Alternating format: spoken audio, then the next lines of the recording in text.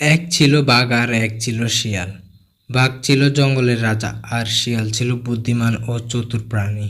তারা দুজনেই ছিল খুব ভালো বন্ধু, কিন্তু তাদের মধ্যে সবসময় একটা প্রতিদ্বন্দ্বিতা ছিল। একদিন বাঘ এবং শিয়াল জঙ্গলের মধ্যে হাঁটছিল। হঠাৎ বাঘ বলল, শিয়াল, আমার মনে হয় তুমি আমার থেকে বেশি বুদ্ধিমান নও। আমি জঙ্গলের রাজা এবং আমার শক্তি ও সাহসের জন্যই সবাই আমাকে শ্রদ্ধা করে।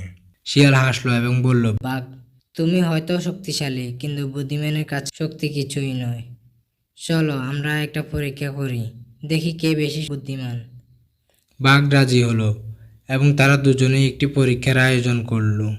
পরীক্ষা ছিল এমন যে আগে নদীর ওপারে পৌঁছাবে সেই বেশি বুদ্ধিমান। নদী ছিল বিশাল ও গহীন, তাই এটি কোনো সহজ কাজ ছিল না। শিয়াল নিজের বুদ্ধি খাটিয়ে নদীর ধারে পৌঁছালো এবং দেখতে পেল যে কিছু বড় গাছ পড়ে আছে। সে ভাবল, আমি যদি এই গাছগুলো দিয়ে ব্যবহার করে একটি বেলা তৈরি করতে পারি, তবে সহজেই নদী পার হতে পারবো। সে তার পরিকল্পনা অনুযায়ী কাজ শুরু করলো। অন্যদিকে বাঘ তার শক্তি এবং ক্ষমতার উপর ভরসা করে সরাসরি নদীতে ঝাঁপ দিল, কিন্তু বাঘ সাঁতার জানতো না, ফলে সে পানিতে হাবুডুবু খেতে লাগলো। অনেক চেষ্টা করেও সে নদী পার হতে পারল না।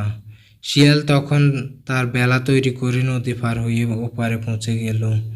বাঘ যখন দেখলো শিয়াল তার পরিকল্পনা সফল করেছে, তখন সে বুঝতে পারল যে শুধু শক্তিই সবকিছু নয়, বুদ্ধিও সমান গুরুত্বপূর্ণ। বাঘ স্বীকার করল, শিয়াল, তুমি সত্যি আমার থেকে বেশি বুদ্ধিমান। আমি ভুল বুঝেছিলাম। শিয়াল হাসি মুখে বলল, বাঘ, আমরা সবাই একে অপরের থেকে কিছু না কিছু শিখতে পারি। তোমার শক্তি যেমন প্রশংসনীয়, তেমনি বুদ্ধিও প্রশংসার যোগ্য। এই ঘটনা থেকে বাঘ ও শিয়াল উভয়ই শিখল যে শক্তি এবং বুদ্ধি দুটোই সমান গুরুত্বপূর্ণ। তারা কখনো প্রতিদ্বন্দ্বিতা না করে একে অপরের সহায়তায় কাজ করতে লাগলো। তাদের মধ্যে আরও গভীর বন্ধুত্ব হলো এবং তারা একসাথে অনেক সমস্যার সমাধান করলো। এবং সবাই বুঝতে পারলো যে বুদ্ধি এবং শক্তির মিশ্রণে প্রকৃত সাফল্য আসে।